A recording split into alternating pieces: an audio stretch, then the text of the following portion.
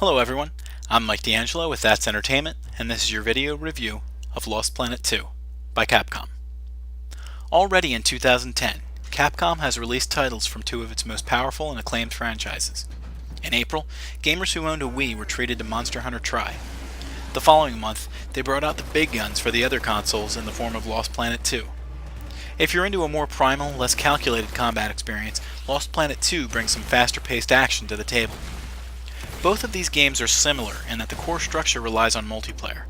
Perhaps Lost Planet thrives on this even more so, since competitive multiplayer allows so many more people to get involved. Despite the availability, will gamers still enjoy Lost Planet 2? Rebelled against Nevik, the planet's colonial military enterprise. This conflict began to radically transform. 10 years after the events of the first game, Eden 3 is beginning to change. For unknown reasons, the unusually harsh snow is beginning to melt, making way for the lush jungles instead. Some things never change, however. Pirates and mercenaries still do battle with each other over the thermal energy on the planet. Acrids still swarm the land, willing to defend it violently if necessary. The plot is a little convoluted, switching from group to group and never really giving you the opportunity to see any character development. Ignoring that, however, the narrative remains fairly concise, highlighting several scenarios where you take part in a variety of different missions.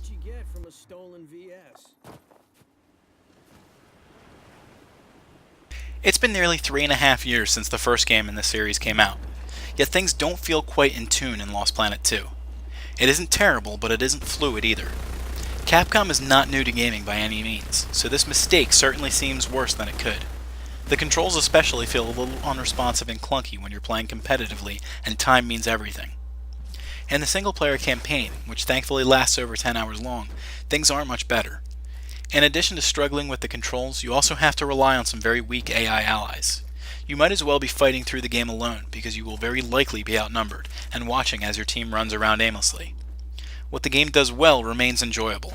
The fights with the G-class Acrids are intense and require a little bit of finesse or outward thinking. The VS suits and mechs that you can utilize offer up enough differences to extend the variety of the gameplay as well. Unfortunately, you need to understand what you're doing to get a clear sense of the game's mechanics. And the worst thing that Capcom could do, which it did, was not explain things enough. You have to hope for the best as you randomly try button combinations to accurately get the results that you want.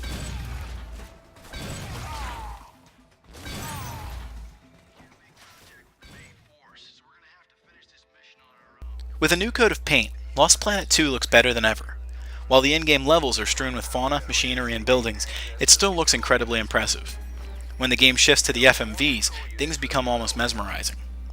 The quality of the visuals that you see in the campaign is top-notch.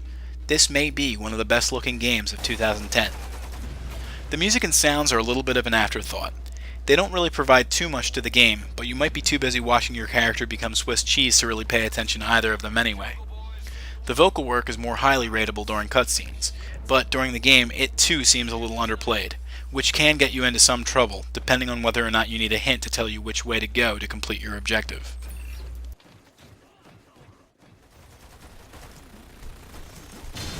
There are tons of things that you can get to augment your online experience with Lost Planet 2. Unfortunately, there isn't too much that isn't just for looks. You can get a few unlockable parts to customize your character, some which are funny additions like a Frank West skin from Dead Rising. There are some abilities that you can gain access to as well, which gives Lost Planet 2 a little bit more of an RPG feel. The campaign is largely straight to the point, which ends up making things dull, even before you get 2 hours into it. The game isn't exactly challenging either, just poorly designed in some places.